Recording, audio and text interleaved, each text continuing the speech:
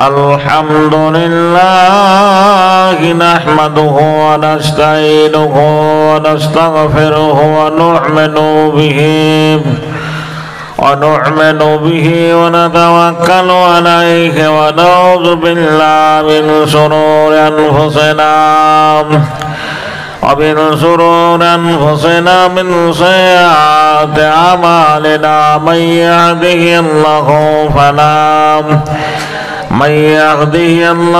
فلا مضل له وما يضلل له فلا هادي له وأشهد أن لا إله إلا الله وحده لا شريك له وأشهد أن محمدا عبده ورسوله أما بعد فخير الحديث كتاب الله وخير الهدي وهدي محمد صلى الله عليه وسلم وشر الأمور محدثاتها وكل محدثة بدعة وكل بدعة ضلالة وكل ضلالة في النار. أعوذ بالله من الشيطان الرجيم. بسم الله الرحمن الرحيم. يا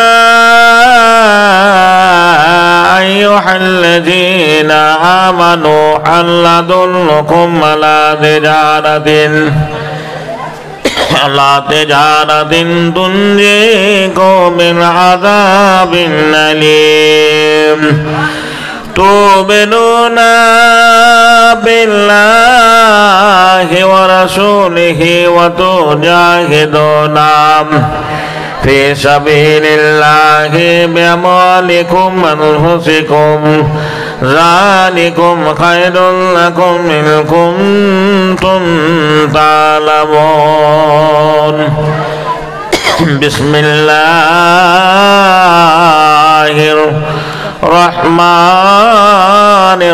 الرحيم. يا أيها الذين آمنوا استعينوا بالصبر والصلاة إن الله مع الصابرين.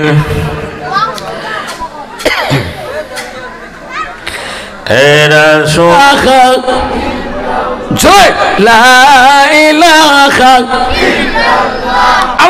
لا إله سبحان الله والحمد لله لا إله لا إله আকাশের মালিক যে আল্লাহ, জমিনের মালিক সেই আল্লাহ। পড়ো লা ইলাহা পড়ো লা ইলাহা। চন্দ্রের মালিক যে আল্লাহ, সূর্যের মালিক সেই আল্লাহ। পড়ো লা ইলাহা লা ইলাহা। রিজিকের মালিক যে আল্লাহ, মৌতের মালিক সেই আল্লাহ। পড়ো লা ইলাহা লা ইলাহা লা ইলাহা ইল্লাল্লাহু মুহাম্মাদুর রাসূলুল্লাহ। মুহাব্বতে পড়ো সাল্লাল্লাহু আলাইহি সাল্লাম। ভাবছেন আমার চন্দ্রের মালিক কে? সূর্যের মালিক কে? জমিনের মালিক কে? তাহলে মহুতের মালিক কে? রিজিকের মালিক কে? আল্লাহ যদি হয়, আজকে মুসলমান হয়ে কোন পথে পড়ে আছি ভাবছেন আমার? একটা ঘন্টা শুনবেন। বন্ধুগণ আমার, আমি একটা হাদিস পড়েছিলাম, আল্লাহ নবী বলে দিচ্ছেন লাইফ মিনুনা হাদুকুম মাখাত্তাকুনা খাব্বা ইলাইহি মিন ওয়ালিদিহি ওয়া আওলাদিহি ওয়ান নাস আজমাইন ও কামা সালাতুস সালাম।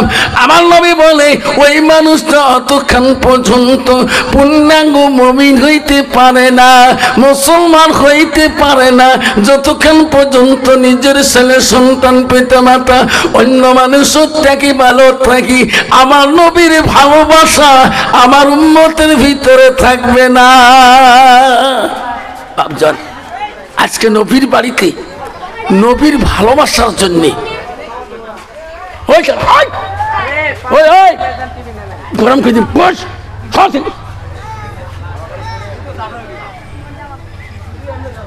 দোয়া নিখেন ইউটিউব চ্যানেল করছে।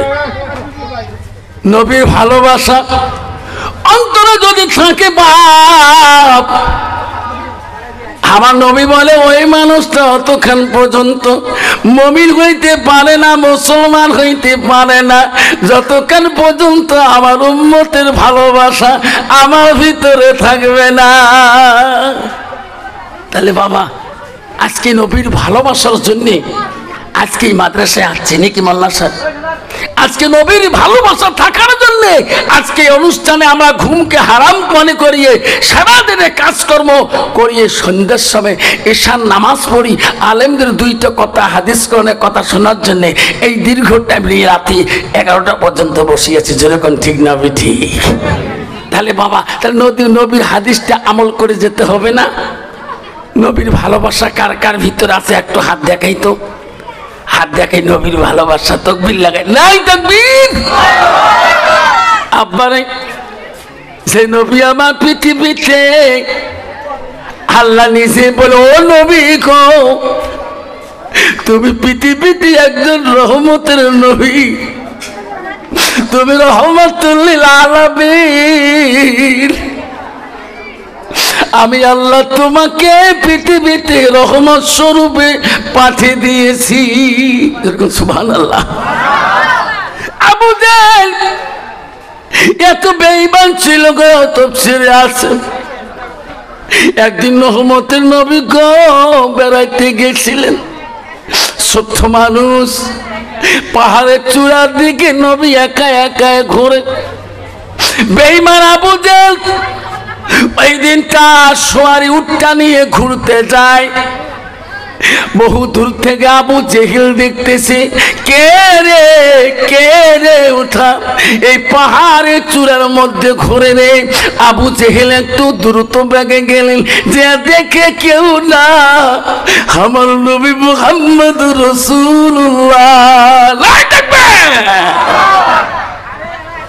আবু জেহেল বলল, মোহাম্মদ এখানে কি করো? চাচা গো,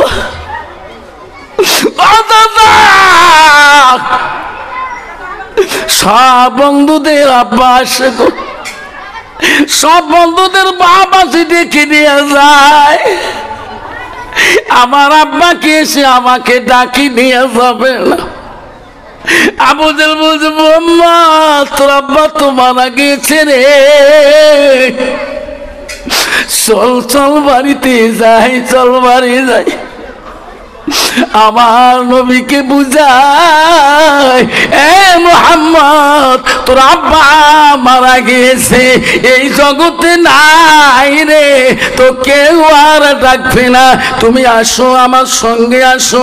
আবু জেহেল যেটা উট নিয়ে চলাফেরা করে, উটের কাছে গেলেন, উটকে ইশারা করলেন, এই উট বসে যা, মুহাম্মদকে নিয়ে বাড়ির দিকে চলে যাব। উট বসে না, বসে না, বসে না। উট বলছে, আবু জেহেল মোহাম্মদকে তোর পিছনে নিবি? আমি উট চিনছি, ইনি রহমাতুল লিল আলামিন। যেরকম সুবহানাল্লাহ। আবু জেহেল তুমি জমিদার হতে পারো রে, তোর পিছনে রহমতের নবী পিছনে তুলে লওয়া যাবে না। আবু জেহেল ইনি সব নবীদের নবী, তুমি তাকে তোমার সামনে বসিয়ে আনাও, তাহলে আমি উটটাকে নেব রে।